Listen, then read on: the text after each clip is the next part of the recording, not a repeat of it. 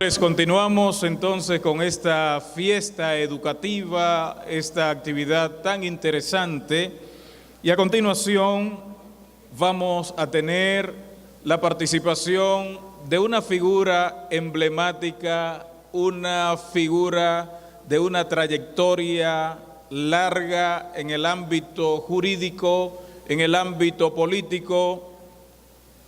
Si disfrutamos de manera intelectual la ponencia del doctor Fidias Aristi, de seguro que ahora también lo vamos a hacer, porque escuchar a una figura hablar con propiedad de los temas que maneja, de una experiencia tan vasta como la que él tiene, pues de seguro que eso va a servir para muchos de nosotros.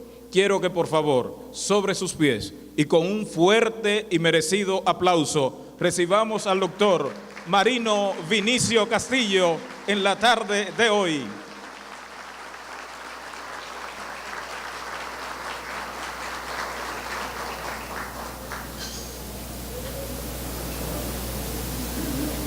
Muy buenas tardes para todos y todas.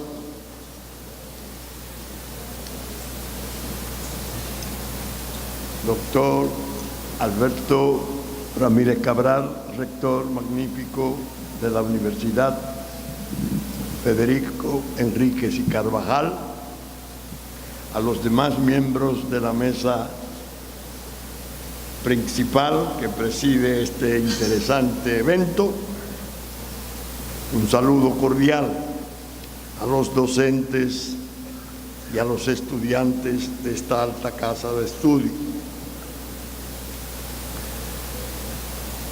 Me salvé hoy de que me hicieran una presentación de antecedentes. Muchas veces cuando voy a eventos tengo que oír eso, me lo repiten y medio me entristezco por la edad. Pero a veces les digo a mis gentiles invitantes, te voy a dar una manera de presentarme. Doctor Marino Vinicio Castillo, abogado de los tribunales de la República. Nada más. Qué bueno decirlo aquí, ante estudiantes y queridos colegas, compañeros, porque esta profesión nuestra necesita reingeniería, necesita impulsos nuevos. Ya oímos el magnífico trabajo, hermosísimo trabajo de Fidias. Yo me sentí más contento que todos ustedes, porque creo que era Sarmiento que decía que la mejor biografía del maestro es el alumno. Fidias fue mi alumno y escribe también en una forma tan magnífica que me complace siempre oírle, y le dije, quiero una copia del trabajo.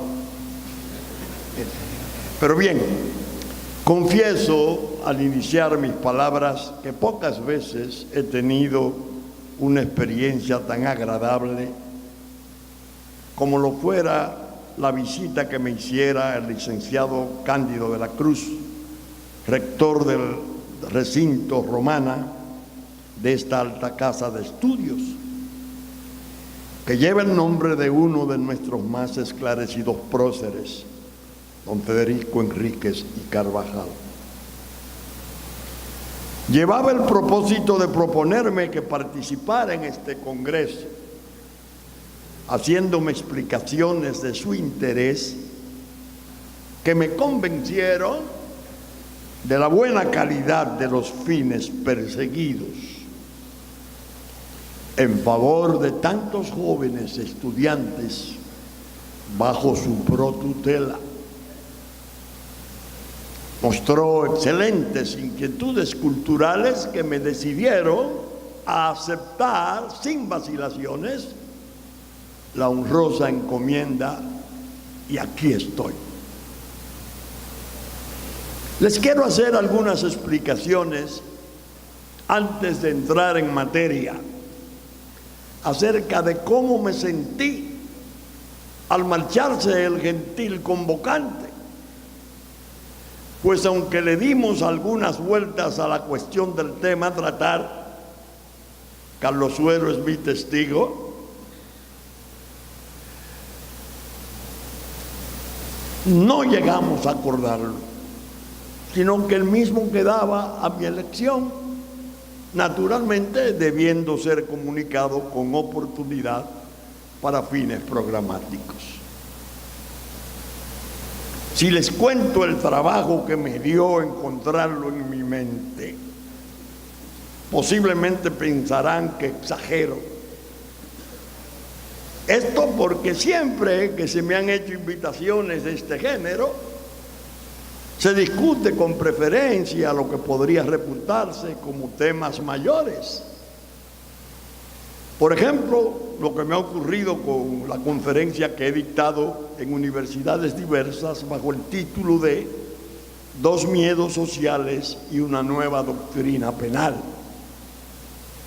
Esta, como otras tantas, se podrían considerar entre los tratamientos de temas gruesos, trascendentales en el campo penal.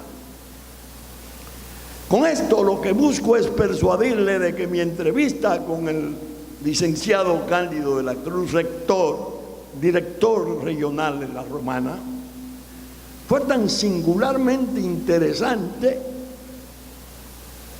que me impuse no repetir nada de lo que he ofrecido como hombro de apoyo a tantos otros esforzados estudiantes en su formación para emprender la dramática marcha del ejercicio de la abogacía, que les aseguro que cuando se hace con virtuosa rectitud es la más honorable y útil profesión, cuya denominación general sirve para señalar su sensible importancia. Ya la anticipé. Abogado de los tribunales de la República, auxiliar de justicia por demás. Pero bien, aunque no son vacíos circunloquios cuanto vengo aseverando, debo pasar a lo fundamental, que es mi esfuerzo de hoy, y asegurarles que es mi más ferviente deseo que todo cuanto pueda aportar aquí sea compartido con todos ustedes, sin excepción, por lo que pretendo utilizar un modo coloquial para mantener una corriente de comprensión amable, abiertamente accesible. El título lo dice todo: testimonio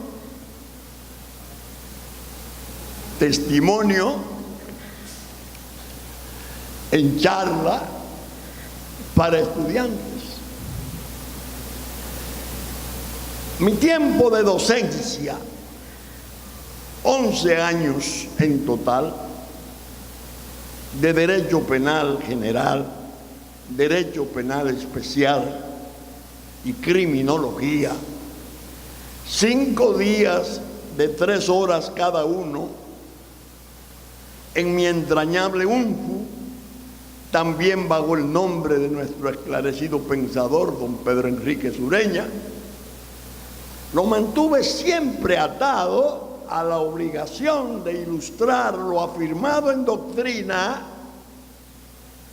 con relatos, dada mi condición de actor principal que fuera en procesos penales, tan numerosos como importantes. En cada lección doctrinaria, de consiguiente,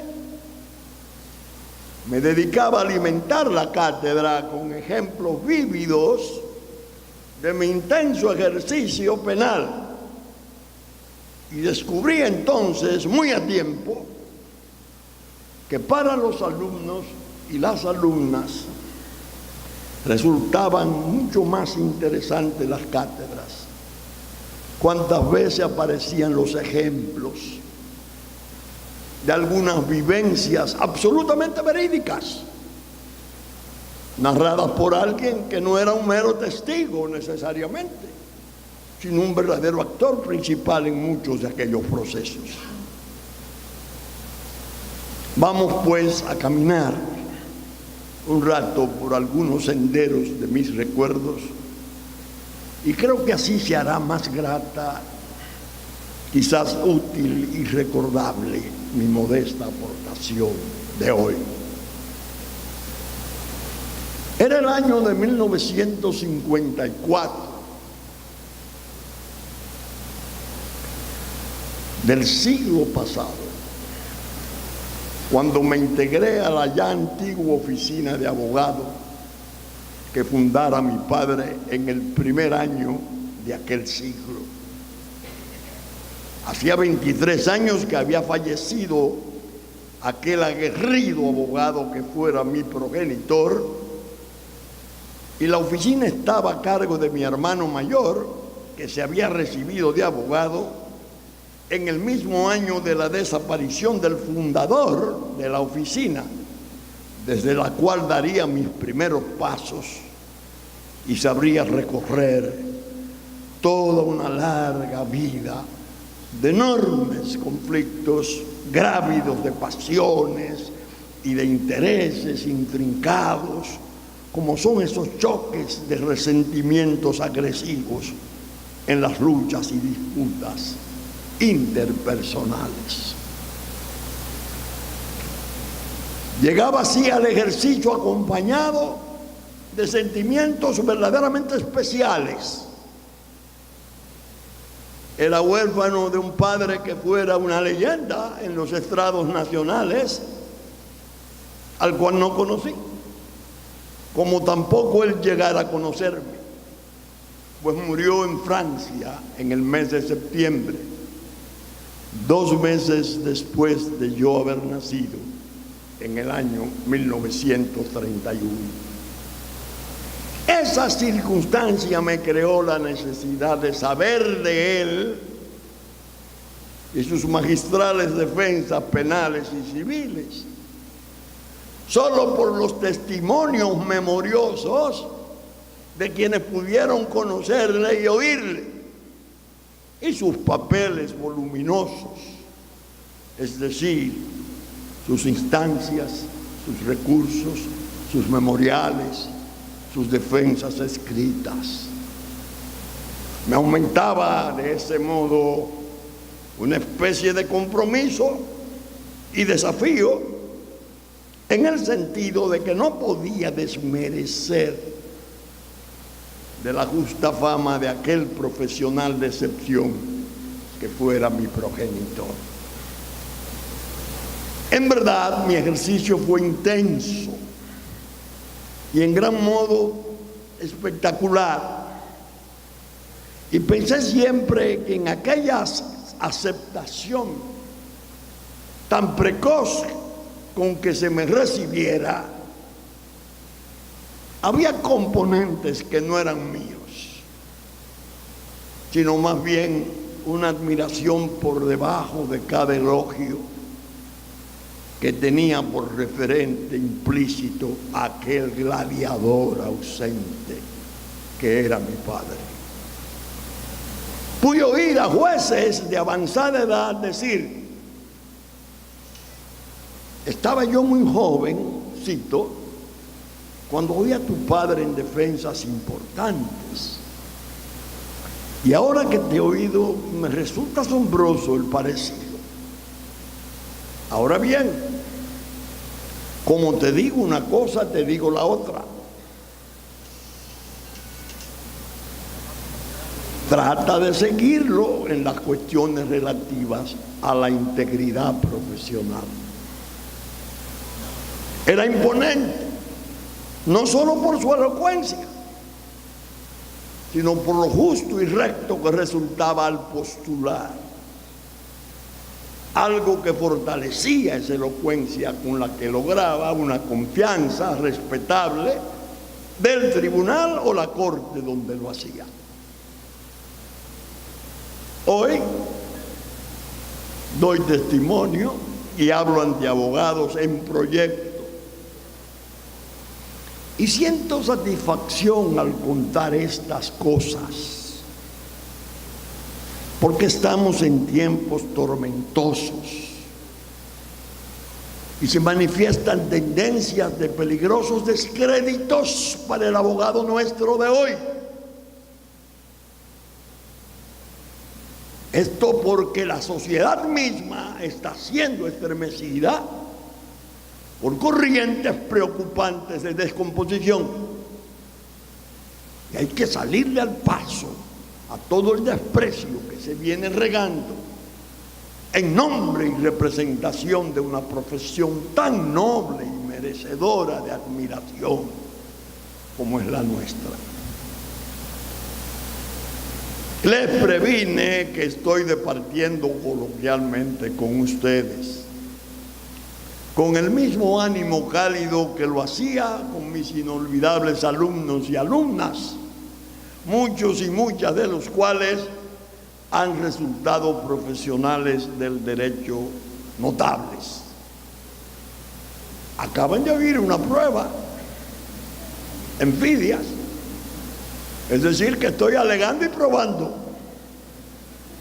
Pero bien, esto no indica, claro está, que he de descuidar tocar temas que residen en mis recuerdos de los primeros años de lucha. Hago un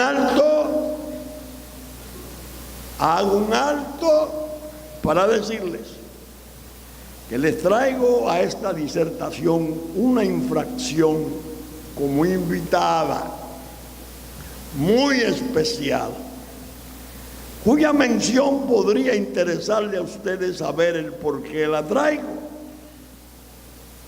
Pues ella ha venido muriendo virtualmente por desuso derogatorio desde hace mucho tiempo. Tendrían ustedes naturalmente toda la razón si llegan a pensar que el profesor lo que propone es una broma, porque él parece estar muy lúcido y no pueden sospechar su decadencia por senectud. Piensen lo que piensen, les voy a hablar más adelante con el detenimiento posible de los artículos 354 y 357 del vetusto Código Penal nuestro, oriundo de Francia, al nivel del año de 1961, que está a punto de desaparecer bajo mucho desdén. Sin embargo, he hecho la invitación de esa infracción, fijando el año de la cita, para hacer algún comentario de contraste con las modificaciones recibidas luego y tratar de explicar lo que pudo significar en la vida nacional ese desdén reprimido que la vino demacrando hasta el presente. Quizás así ustedes piensen que no es un dislate de este viejo profesor el hecho de traerla cuando ya parecía una antiguaya semibarrida y sacada de circulación por efecto de la vanidosa y tan cacareada modernización experimentada por nuestra sociedad, muchas veces obrando quienes lo intentan a espaldas de Dios. Vamos a sobrevolar los artículos mencionados y permítanme hacer un uso bien peculiar de su significado, pues más adelante aparecerán cosas ocurridas hace apenas algunas horas que les permitirán comprender cómo esa infracción tan desdeñada ha venido a servir de burladero en un fallo que humea tensiones y que ha llegado a electrizar la República hacia un enorme desencanto. Me refiero a Emily, y con ello pienso que no necesito mayores precisiones. Cuando escribí esta charla no había aparecido dicho fallo. Y entendía que estaba trabajando sobre escombros de una infracción como la sustracción de menores, casi condenada al olvido. Retenía los percances horribles que su maltrato eran capaces de acercarnos y precipitarnos en verdaderos abismos de disolución social irreversible, particularmente de la familia. Entonces, sorpresivamente sobrevino la tragedia de Emily. Y esto me ha obligado a incluir como variable el penoso uso que se le ha dado, que he llamado burladero, condenados los jueces al cepo probatorio de una nueva codificación procesal penal, que trajo la infausta novedad de que serían suprimidas las presunciones graves, precisas y concordantes como medio de prueba. El más inteligente y seguro medio de prueba, a cargo de los jueces, porque ya había entrado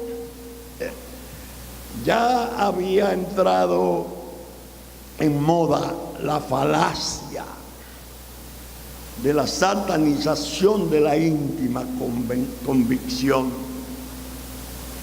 por lo que se procedió a dar a los jueces actuales 3 instrumentos para organizar sus convicciones: las reglas de la lógica, los conocimientos científicos y las máximas de experiencia. Artículo 172 del nuevo Código Procesal Penal.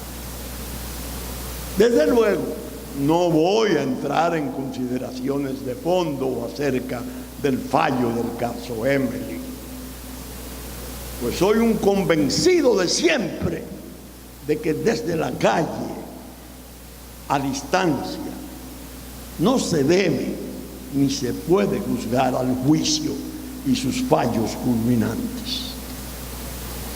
Los jueces deben ser respetados y hay que tomar en cuenta el agobiador y prolongado examen de los hechos y circunstancias que ellos han podido hacer durante las audiencias.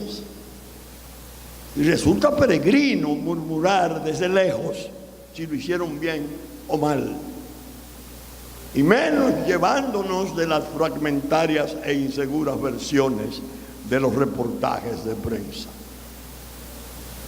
Pues bien, me ocurrió que mantuve el interés de seguir mi charla aludiendo al principio de mi ejercicio durante todos los días de cada semana, cuando eran 3 las infracciones que generaban los procesos en los cuales intervenía con mayor frecuencia, a saber, el homicidio, desde luego, tanto en la defensa como en la acusación civil, y en sus 2 niveles de simple o agravado, así como las agresiones múltiples a la integridad física.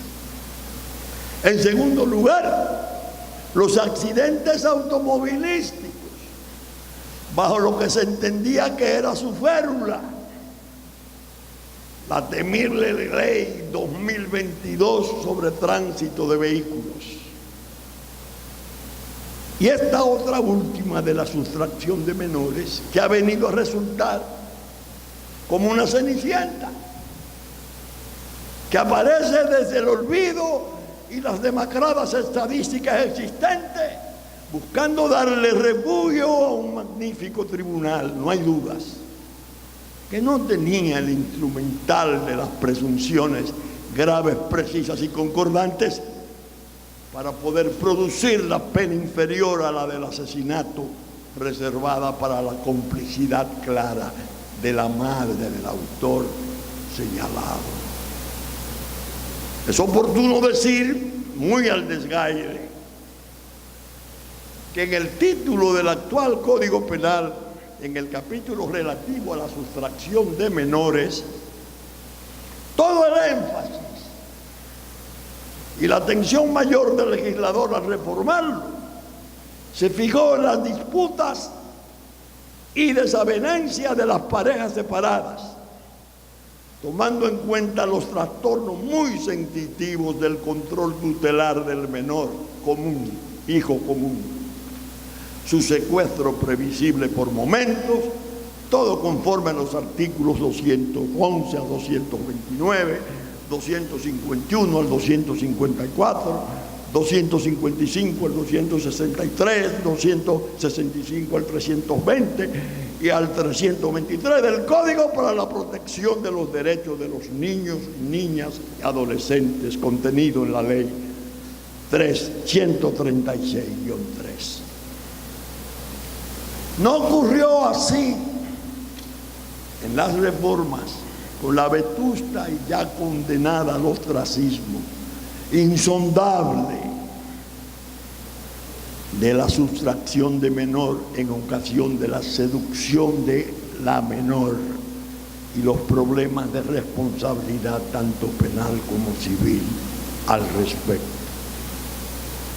Vuelvo al centro de mi charla y les digo que desde la Facultad de Derecho donde me formara y con el beneplácito de mis inolvidables profesores, mi dedicación al estudio era tan intensa y empecinada que me llevaba a considerar las infracciones generadoras del juicio no solo en sus características típicas puntuales, en los casos dados, sino que mi inquietud me conducía a profundizar en los orígenes y las raíces doctrinarias, especialmente en el tratamiento de los fallos de las cortes de mayor prestigio, los cuales muchas veces se enriquecían por conmociones sociales que trascendían en el ámbito estricto del tipo penal.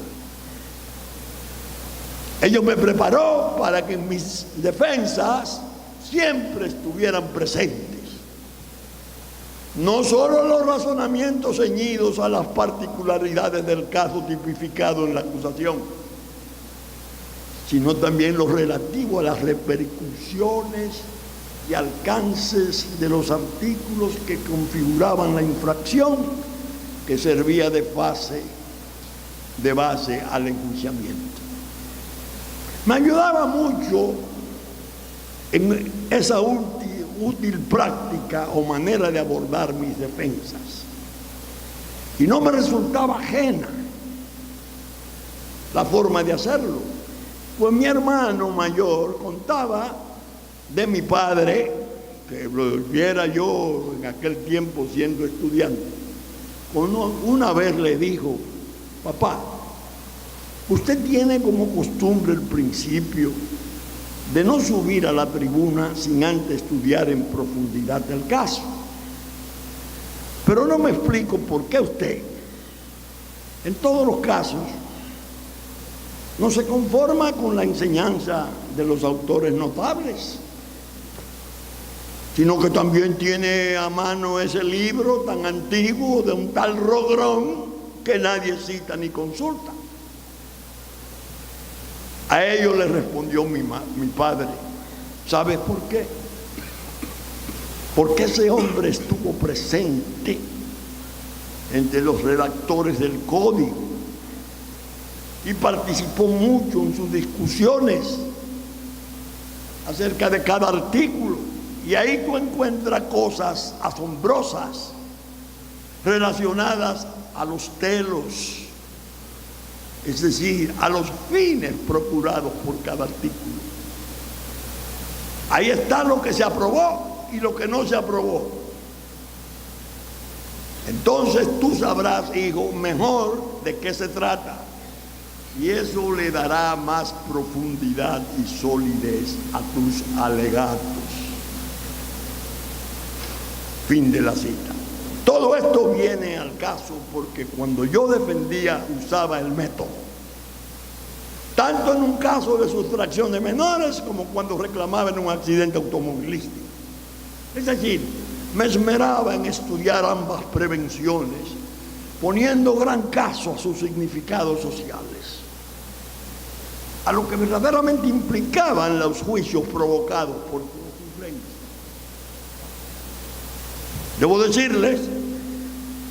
Debo decirles que me ponía muchas veces no solo a cierta exasperación de los jueces, sino también a alusiones necias de colegas respetables que exigían que aterrizara o que fuera al grano.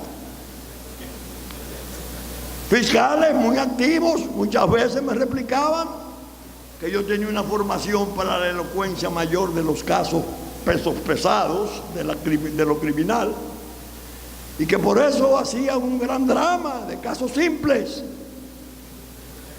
como el accidente automovilístico o sobre unos amores mal llevados de la sustracción de menores que no requerían tanta poesía ni filosofía, pues no eran turbaciones mayores, solo hijas sencillas de una fugaz causa de imprudencia, o en el caso de la otra, una ñoñería de noviazgo retorcido. En verdad, el paso del tiempo es el verdadero y mejor maestro. Hoy tenemos dos desgarradores tormentos. El accidente automovilístico, que ha pasado a ser la segunda causa de muerte, y la otra tragedia infinita de la joven adolescente, madre soltera, y la paternidad irresponsable, o peor aún, desconocida. En verdad, observen cómo la charla mansa y sencilla del principio se puede tornar súbitamente en amarga realidad. En el fondo, lo que me sucedía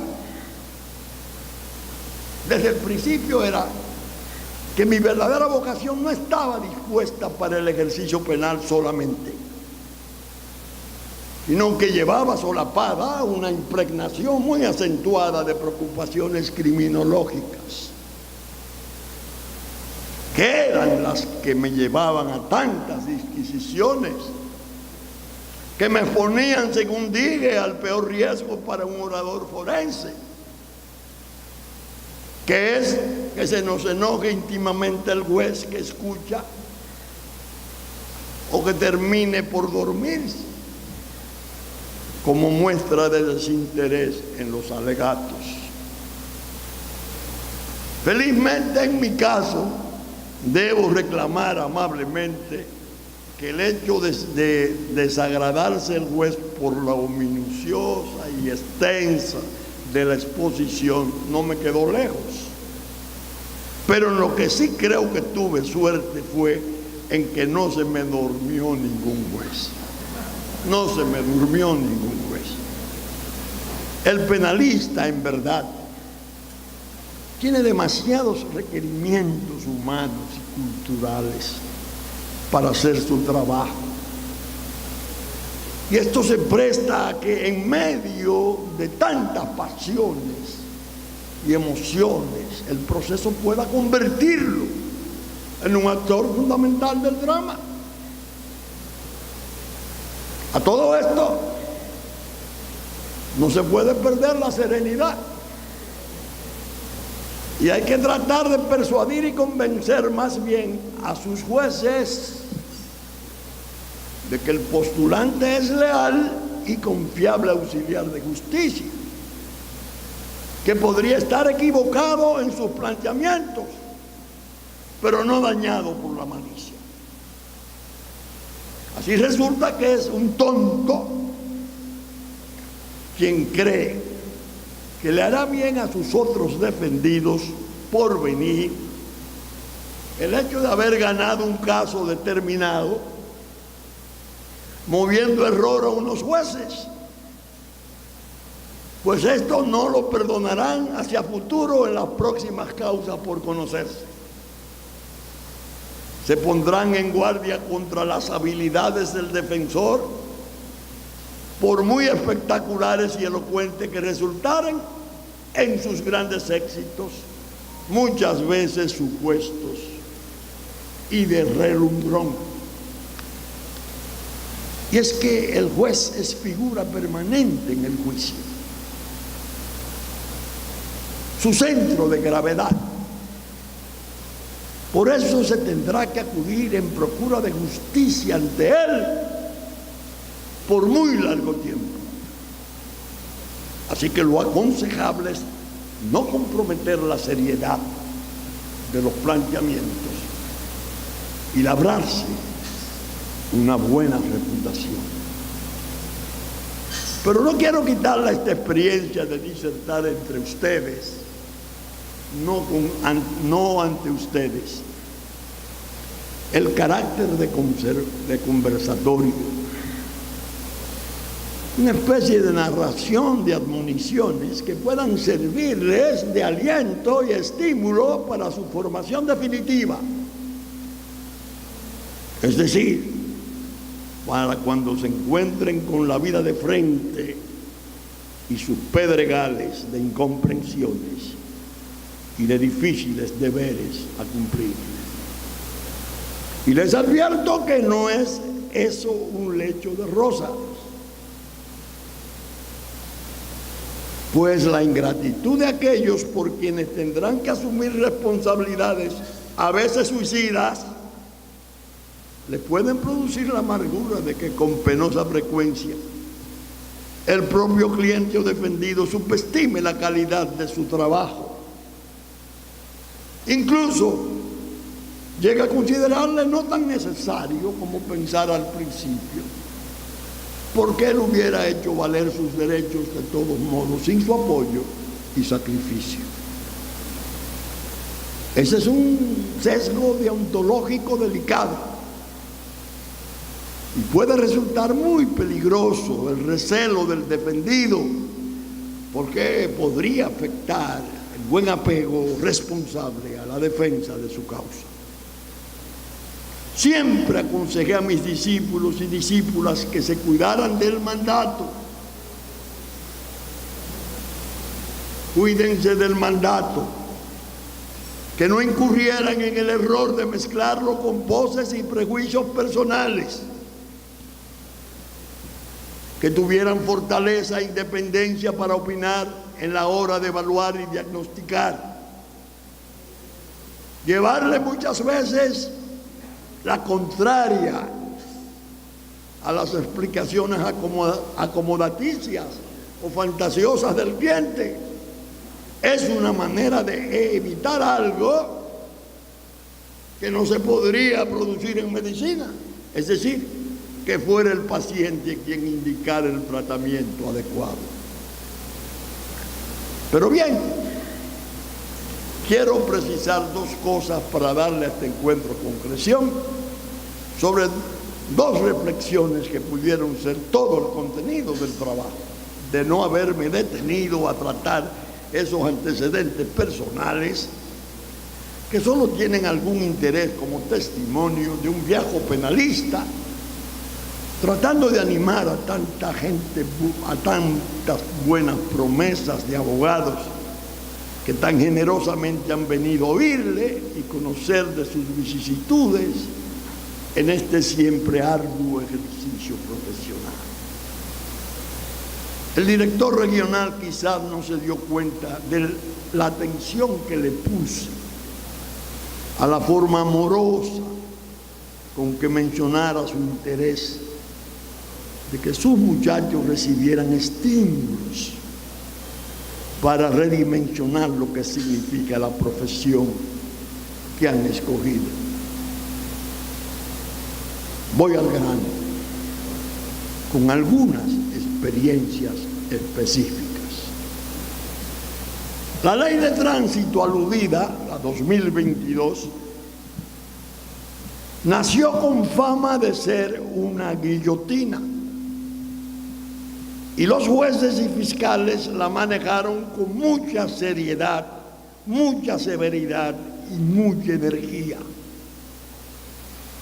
El Estado entonces, administrado con rigor extremo a todos los fines, evidentemente enviaba un mensaje a los conductores de vehículos de motor en cuanto que tendrían que obrar con apego estricto a las normas y regulaciones del tránsito. Resultó muy obvio, pues, que el asunto iba muy en serio y cundió un verdadero respeto por la obediencia debida a sus prescripciones. Desde luego, en aquel tiempo el parque vehicular era pequeño y los caminos y las carreteras tenían limitaciones claras para que pudiera aparecer ese terrible fantasma de la velocidad como el eje odioso y permanente de los accidentes más catastróficos. El hecho era que aún así, la ley 2022 pasó a ser lo que pareció ser un azote, cuya modificación nadie podía sugerirla siquiera en aquellos tiempos, por razones adicionales muy conocidas, y solo se vino a sentir su necesidad cuando se produjo un proceso de apertura muy justo hacia la libertad y la democracia. Fue entonces cuando comenzaron a sentirse sus atenuaciones, las menguas de su severidad, hasta llegar a ser el accidente una especie de infracción nimia, casi un pasatiempo en la hora de deducir el castigo penal merecido.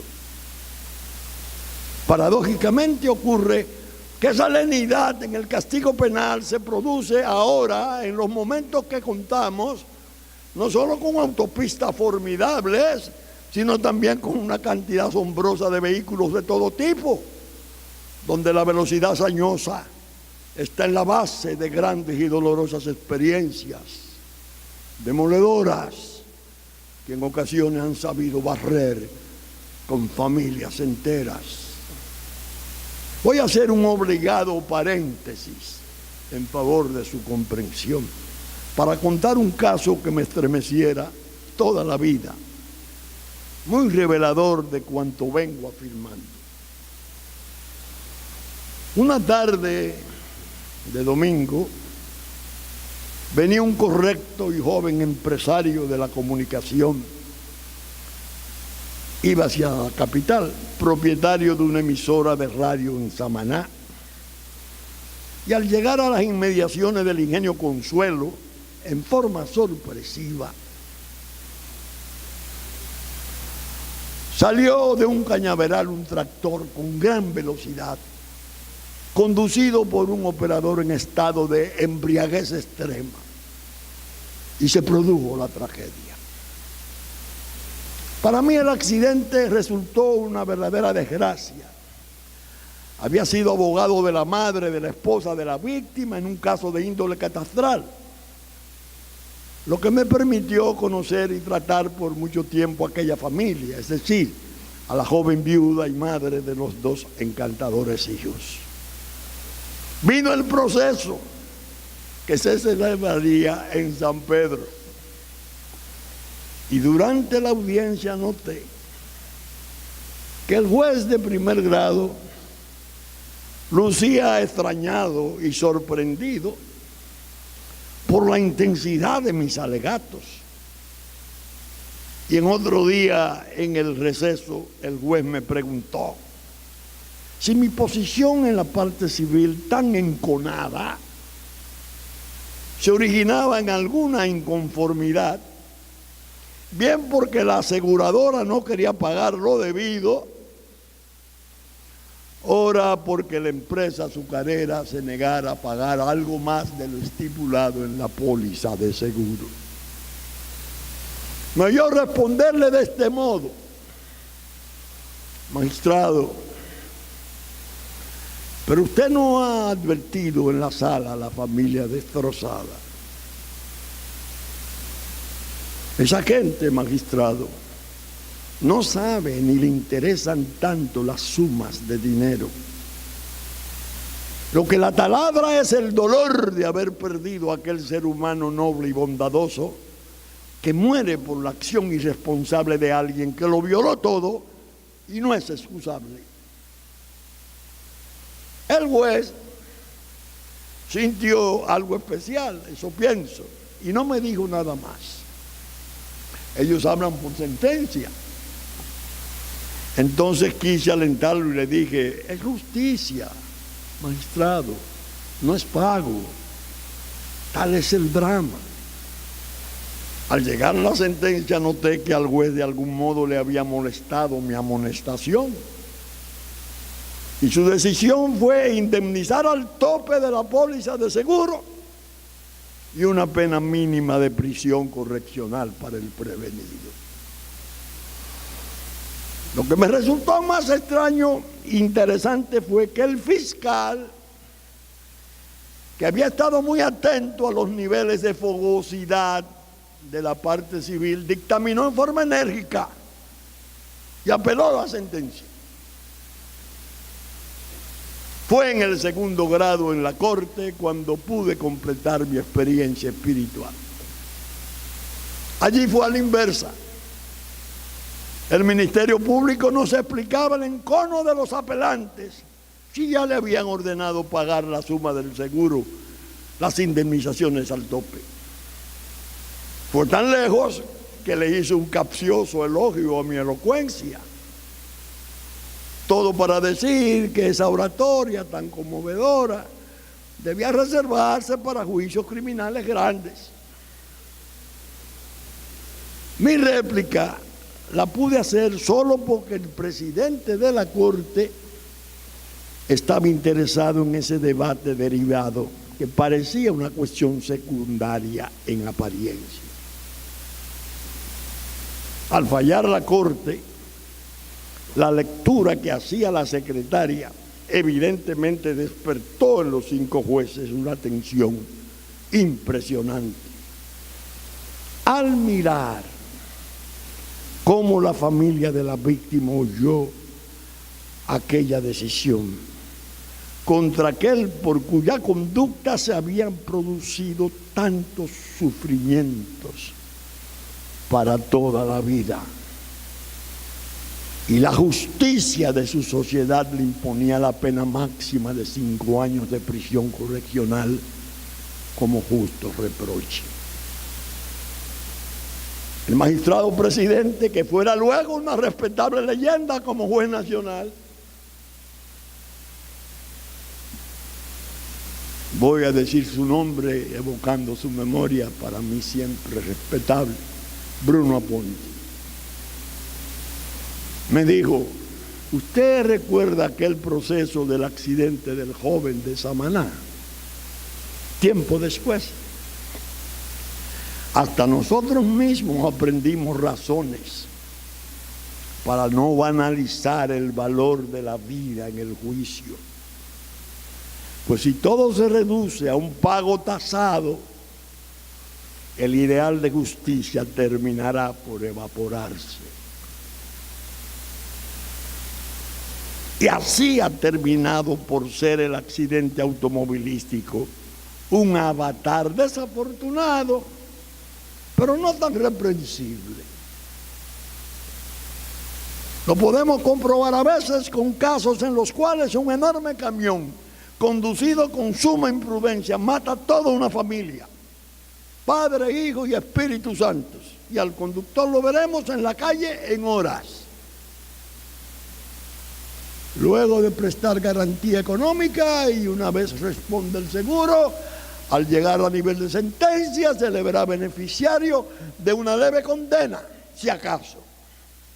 Listo para continuar su trabajo, que no será interrumpido por esa simple y ligera contrariedad de la pérdida de 5 o 6 vidas. Ese desastre social y humano pasa por ser un hecho trivial.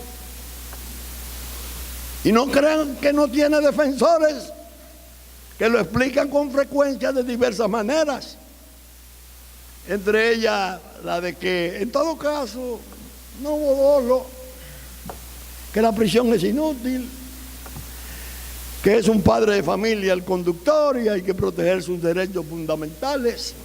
En fin, que se trata de algo involuntario, que no compromete valores esenciales y que las desgarradoras pérdidas de vida son sencillamente gajes del oficio de existir.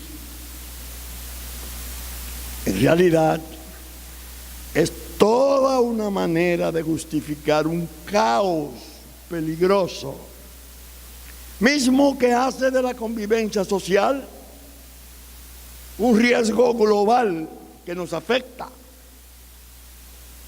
y atañe a todos al hacernos víctimas eventuales, al hacernos vivir en medio de daños inminentes todo el tiempo, porque no tiene el Estado entre sus exigencias la decisión de proteger bienes jurídicos fundamentales como la vida misma. Según dijera al principio, la segunda causa de muerte, que es el accidente, se ha podido alcanzar porque desde la lenidad de las regulaciones del tránsito a respetar, así como desde la torpe y fría insensibilidad de todos los que acudimos a la comedia del juicio penal subsecuente, no hemos sido capaces de conmovernos, de tener compasión y prevenir con la rectitud del solemne castigo penal que otros muchos puedan quedar protegidos de esos vicios de conducta tan abundantes en la crucial tarea de conducir un vehículo en medio de tanto prójimo sin el comedimiento debido. Debo decirles que en Francia, en su modernísimo código penal, se ha ido tan lejos que ya cuenta con una modalidad como la de la exposición a riesgo de otros y la exposición de daños de la persona. Capítulo 3, sección primera, artículo 223-1, 223-2. Eso, cuando se lo explicaba a un amigo muy aficionado a los Harley Davidson, se quedó asombrado de los alcances de la prevención penal francesa. Le dije, para no mortificarlo en su hobby, si un conductor se excede en la velocidad sin que se produzca un accidente, podría ser objeto de imputación por haber expuesto a sus pasajeros a riesgos inmerecidos. Al amigo le apunté, y trate de que el bus no sea escolar, porque entonces se agravaría mucho más la eventual condena. Eso es organización social a toda prueba. Desde luego ustedes tendrán a manos una observación, según me imagino, y me podrían decir, profesor, ha pasado a ser la segunda causa de muerte entre nosotros el accidente, porque además tenemos 2 millones de motocicletas circulando con desgraciada frecuencia en términos de temeridad hazañosa. Es verdad, pero yo le respondo, es que las normas en su aplicación también deben alcanzarlos a todos por igual. Y el problema consiste en el desmayo de la acción del Estado y el incalificable desinterés de proteger la colectividad, en este caso, a los propios usuarios del útil medio de transporte que es la motocicleta, que incluso desempeña un servicio muy crítico y necesario entre nosotros en la versión del motoconcho. Claro está, no quiero detenerme y referirme a la otra dimensión desgraciada del uso del motor, cuando va ocupado por dos, y los frecuentes y fatales asaltos de muerte. Por otra parte, la otra infracción que generaba un gran número de juicios era la sustracción de menores. Según expliqué al principio, cada semana en mi pueblo natal de San Francisco, en justicia, de lo que más se conocía era de esos casos que sabían despertar morbosa curiosidad en los espectadores habituales, que entonces tenían el proceso penal como una versión de esas novelas de la radio, pero en vivo y directo, con actores reales. Debo decirles que el Ministerio Público era un actor esencial y los prevenidos tenían mayores dificultades y sentían más intimidación frente al fiscal, que obraba tanto en sus interrogatorios como en sus dictámenes con mayor energía y una intemperancia que hacía suponer que representaba el enojo no solo del padre de la menor sustraída, sino de la sociedad toda en su unidad básica, que es la familia. Cuando comencé a conocer del delito de labios de mi inolvidable profesor Damián Báez en su cátedra formidable de Derecho Penal Especial, me ocurrió que no comprendí bien el porqué, el fundamento para castigar esa infracción residía como cuestión esencial en ser una burla a la patria potestad. Mis inquietudes me llevaban a sostener que debía dársele preeminencia a la falta de capacidad o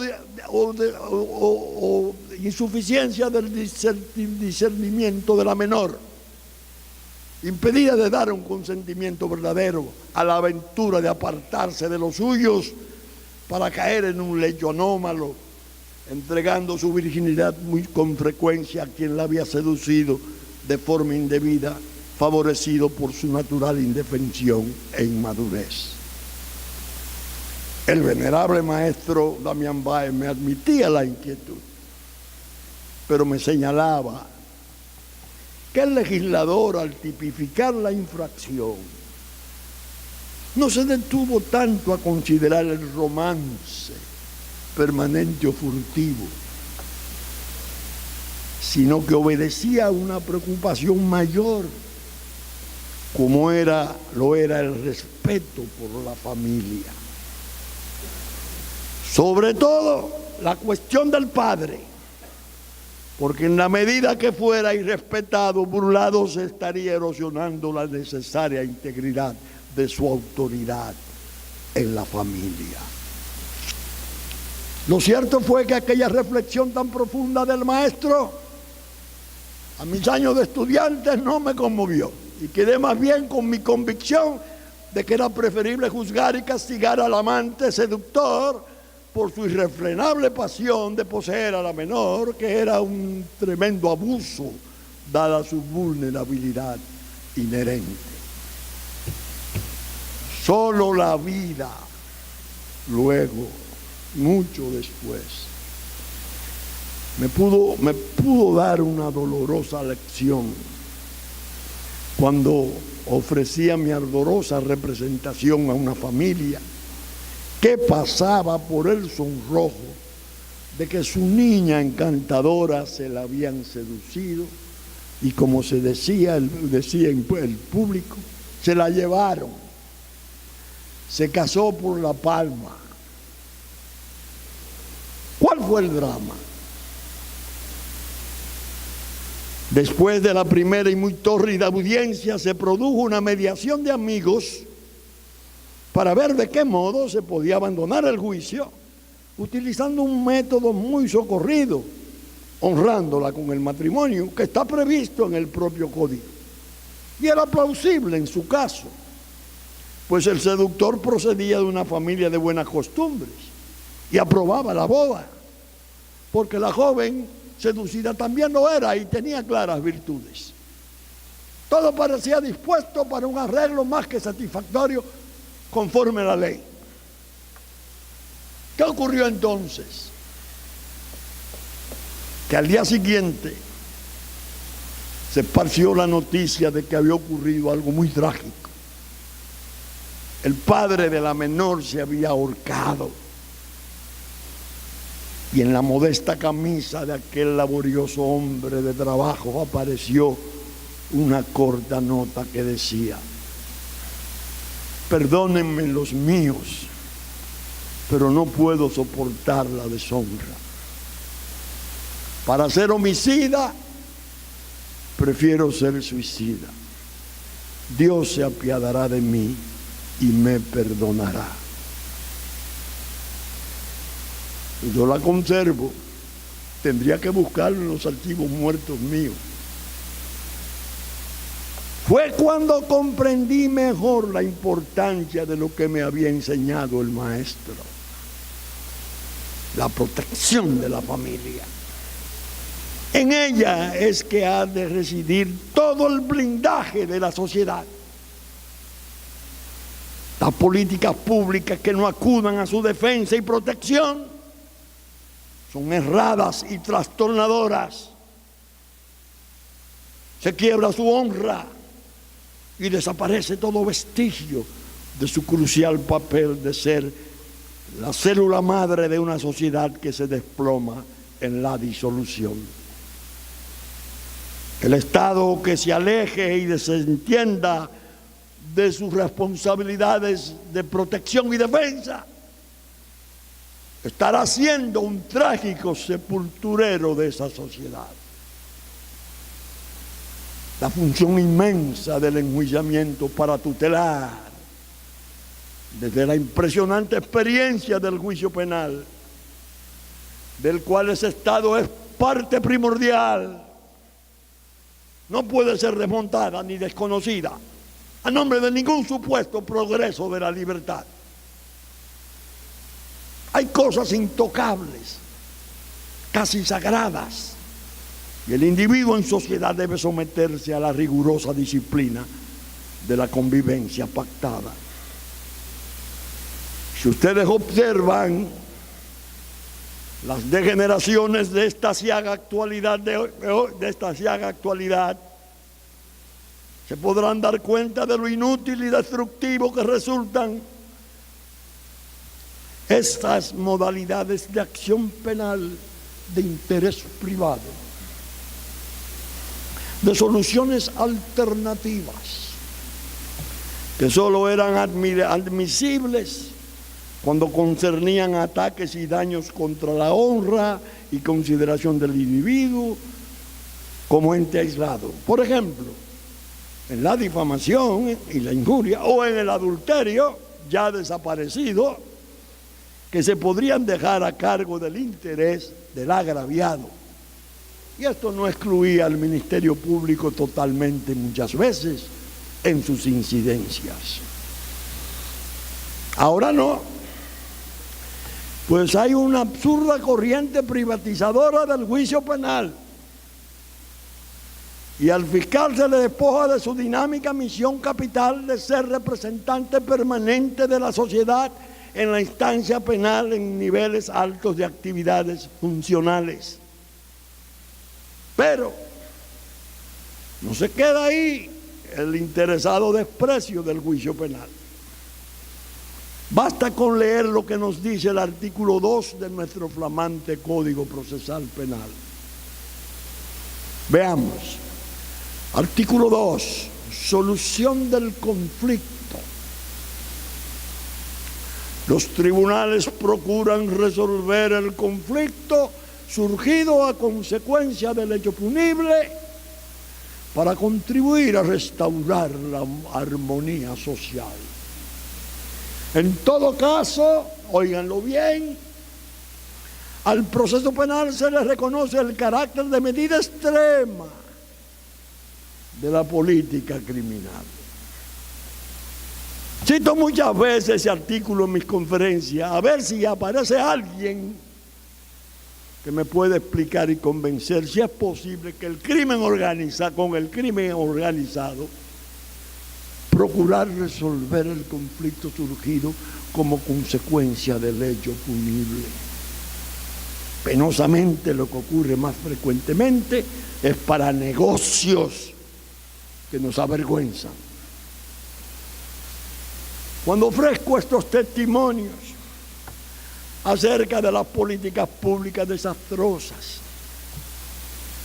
cuento con la innegable ventaja de haber vivido tanto tiempo, que aquello que conocí y viví tan intensamente como profesional del derecho, lo he visto ver evolucionar o desvanecerse de tal o cual modo, y no siempre hacia lo mejor, sino como retroceso, aunque se hayan invocado razones grandilocuentes de falsos progresos civilizatorios. Lo crucial para nosotros los abogados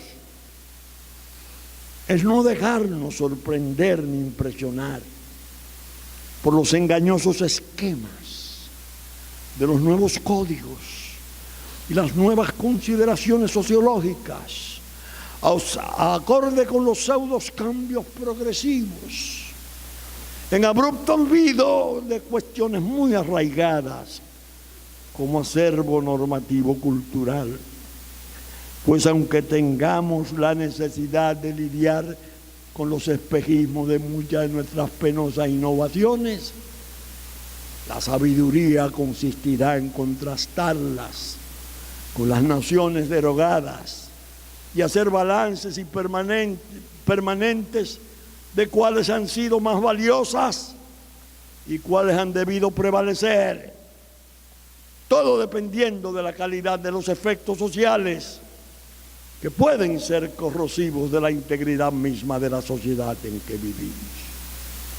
Preguntarnos, ¿era conveniente el supuesto cambio? ¿No hubiese sido mejor introducir reformas perfeccionadoras, trabajando con lo ya establecido, guiándonos por los fallos memorables de interpretación?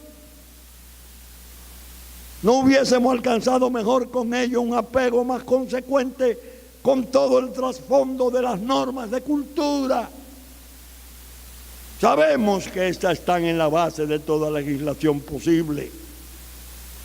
Y cuando se establece un desajuste riñoso entre el impecable texto de legislación con la norma cultural, muchas veces inmemorial, es cuando se suscitan los más sensitivos conflictos.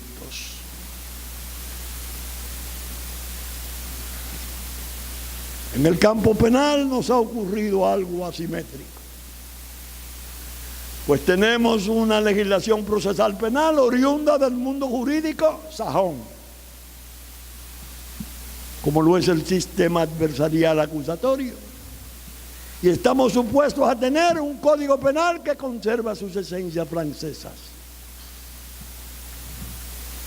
El primero salió al sol de la vigencia en primer lugar que el otro, porque así lo imponía la prisa del poder extranjero, encarnado en el dinamismo de una funcionaria diplomática que obraba con la curiosidad de alguien que tuviera la necesidad de presentar un trabajo de grado en alguna de las estupendas escuelas de derecho de su país.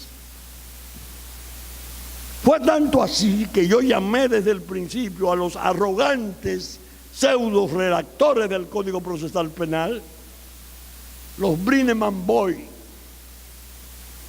en alusión a la diplomática norteamericana, muy gentil y dinámica, que había logrado la hazaña de que su proyecto de código se impusiera por encima del trabajo de la comisión encargada de modificar y modernizar el antiguo y rezagado código oriundo de Francia, precisamente utilizando las modificaciones y actualizaciones asombrosas que aquella brillante madre de códigos de aceptación mundial emprendiera desde el año 81 hasta el año 97 del siglo pasado.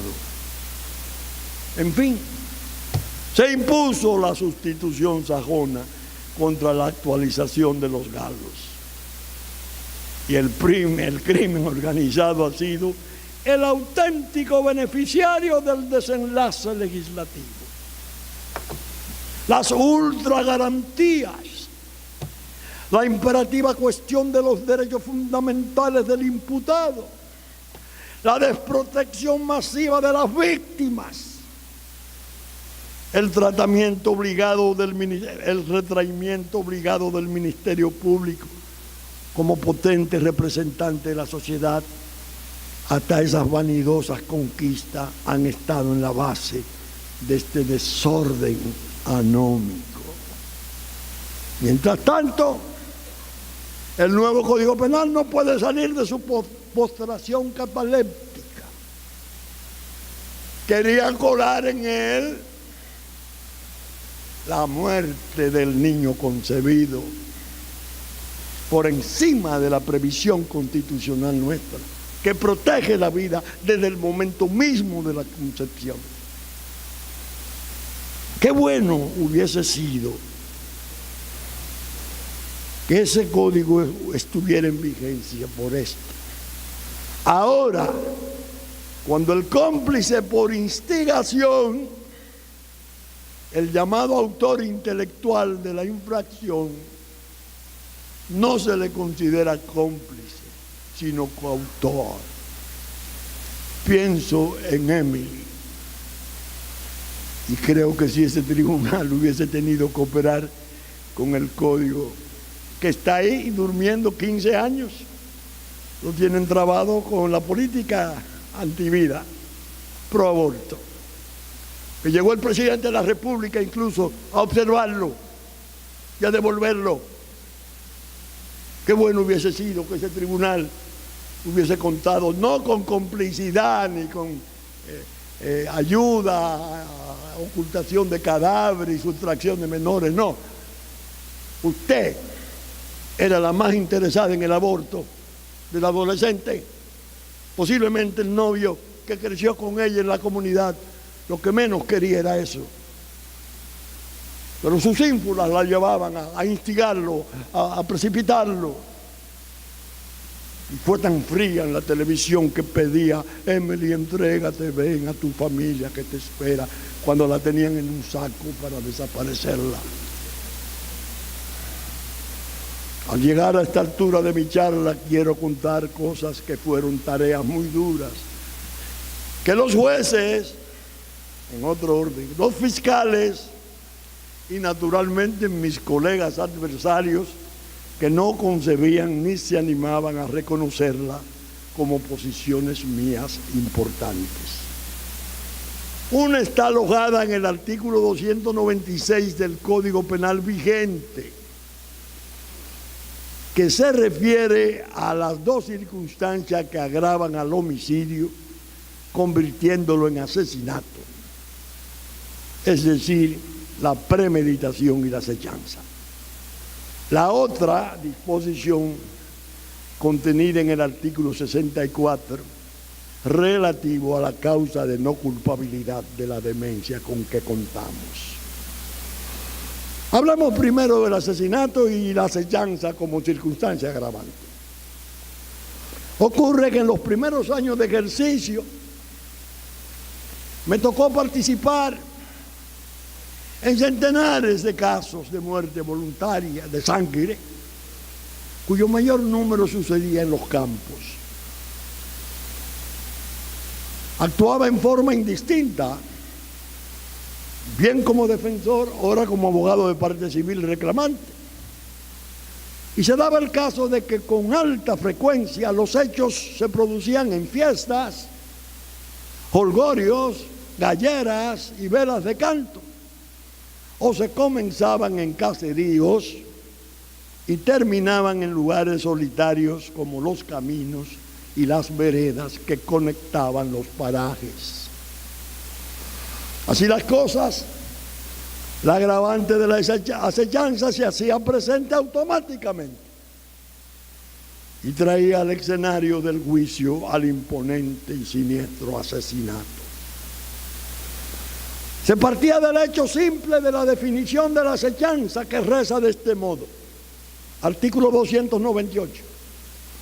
La acechanza consiste en esperar más o menos tiempo en uno o varios lugares a un individuo cualquiera con el fin de darle muerte o de ejercer contra él actos de violencia.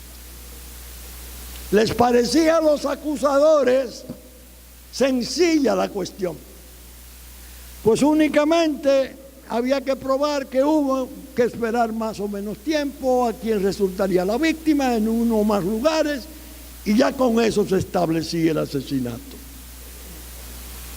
Yo sostuve en forma encarnizada que en muchas de esas situaciones no había el dolo terrible de la ventaja, la indefensión y alguna vulnerabilidad de la víctima, porque quien aguardaba muchas veces lo hacía en desventaja y hasta podría estar solo frente a grupos, que lo que en el fondo constituía era más bien un duelo que no se prestaba para agravar el homicidio y convertirlo en asesinato.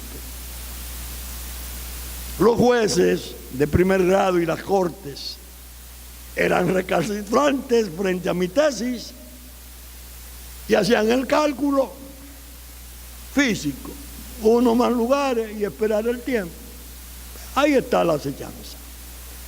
Eso sigue constituyendo todavía el agravante de la acechanza. Yo sabía que su origen era germano, que se trataba de la llamada quetapens germana, y he visto con mucha complacencia que la nueva codificación penal de Francia, brillante, en su artículo 221-4 sobre el asesinato, erradicó esa agravante, la omitió y se conformó con el examen de la premeditación, capaz de convertir al homicidio simple en asesinato. Ha sido para mí una victoria, en cierto modo, pero ya estoy muy alejado de los estrados. Y ojalá en el nuevo Código Penal nuestro, que está pendiente de entrar en vigencia, cuando la política pro aborto lo permita, no lo sé todavía, traiga la versión francesa actual, porque me resultaría grato entender esto como una ganancia de causa, muy a posteriori y tal vez abstracta. En cuanto al artículo 64, relativo a la demencia, que está vigente todavía en nuestro código, las luchas de los debates, de los procesos siempre fueron complicadas y la defensa ordinariamente llevaba a las de perder cuantas veces hablaba de los efectos tóxicos del alcohol, la emoción violenta, la locura ocasional y momentánea. Y yo, en una conferencia que dictara derecho penal, un nuevo paradigma, dije cosas que quiero trasladar a esta charla del modo siguiente. Cito: Una última anotación que quiero hacer para favorecer las comparaciones que propongo entre lo que se dio Francia como legislación y lo que no podremos contar nosotros, la voy a confinar en las explicaciones relativas al artículo 64 del Código Penal. Ustedes conocen, los estudiantes y abogados aquí presentes, que nuestro artículo 64 tiene una disposición relativa a la demencia que se expresa de este modo. Cito: cuando al momento de cometer la acción el inculpado estuviese en estado de demencia o cuando se hubiese visto violentado a ello por una fuerza a la cual no hubiese podido resistir, no hay crimen ni delito. Fin del artículo. Comete el error de decir no habrá crimen ni delito. Y la jurisprudencia francesa frente a ello vino luchando, tratando de expansionar y esclarecer la disposición, despojándola de esa mediocre percepción de la vida. La realidad es que hay infracción, que se trata solo de una causa de no culpabilidad simplemente, no de una causa de justificación. Se dieron fallos sabios alrededor del artículo 64 en Francia.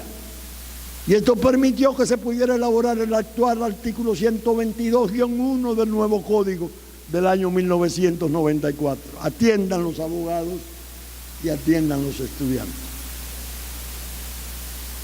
Se eliminó de los fallos, se alimentó de los fallos. Y es ahí donde reside la sabiduría de sus redactores. Sabía que cada interpretación que se mantuviera por décadas era muy estable y por ello merecía una aprobación sostenida. Los conceptos se estabilizaron en forma progresiva y oigan lo que expresa el artículo 122 para abordar el problema de la causa de no culpabilidad por demencia. Cito: no es penalmente responsable la persona afectada al momento de los hechos de una turbación psíquica o neuropsíquica que abate su discernimiento o el control de sus actos. Ahí está, digo yo, la didáctica francesa en 4 líneas. La descripción formidable de la causa de no culpabilidad de demencia se completa y enriquece por la segunda parte de la disposición que expresa lo siguiente. Abogados, si tienen proceso por ahí, tomen la cita. La persona afectada al momento de los hechos de una turbación psíquica o neuropsíquica, habiendo alterado su discernimiento o trabado el control de sus actos, seguirá siendo responsable. No obstante, la jurisdicción tendrá en cuenta esta circunstancia cuando determine la pena y fije el régimen de su cumplimiento. El código es portentoso, dándole a los jueces para hacer mucho con su regulación, claro está, porque la arbitrariedad y la vulneración del principio de legalidad están siempre en acecho, merodeando la libertad individual, y muchos atributos sagrados les permiten a los jueces calibrar el grado de turbación. Se abre la posibilidad de declarar: no está demente, pero tiene trastornos de conducta. No está demente, pero tiene trastornos de conducta. Ahora bien, ¿cómo aumentan los franceses la eficacia de esa disposición del nuevo código penal que tienen? Lo hacen a través del Código de Procedimiento Criminal, que lo aprobaran parejo con este, en el cual el informe psiquiátrico obligatorio para todo hecho criminal pasa a ser una constante valiosa y brillante. De oficio. Ningún abogado tiene que aparecer con un pedimento que se lo quieran ridiculizar después por la prensa, diciendo que anda buscando los 3 pies al gato, alegando demencia. La existencia de un informe psiquiátrico colegiado desde el principio, incluyendo la propia instrucción en cada caso de naturaleza criminal, permite una evaluación básica de los agentes autores que resultan prodigiosamente útiles. Fin de la cita. Ahora termino de veras, reiterándoles que no he querido abordar el caso Emily, porque son muchas las veces que he sostenido que los procesos son conocidos bien de cerca, solo por aquellos que han permanecido dentro de ellos, como parte integral de su dinámica, y que por consiguiente resulta muy arriesgado dar opiniones a distancia. En esta charla de testimonio lo advertí, y quiero únicamente reclamarle su atención al enfoque puntual que hice en relación a mi parecer general de que si los jueces hubiesen contado con el instrumental probatorio de las presunciones graves, precisas y concordantes, es previsible, más que previsible, que hubiesen tenido posibilidades más amplias para deducir e inferir de la masa de hechos y circunstancias sujetos a ser sometidos a prueba controvertida.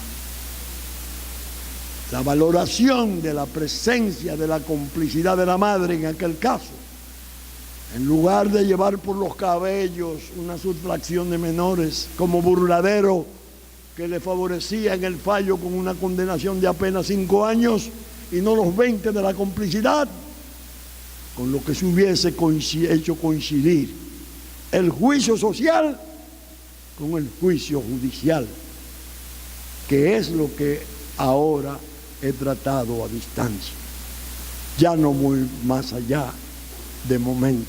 Y muchas gracias.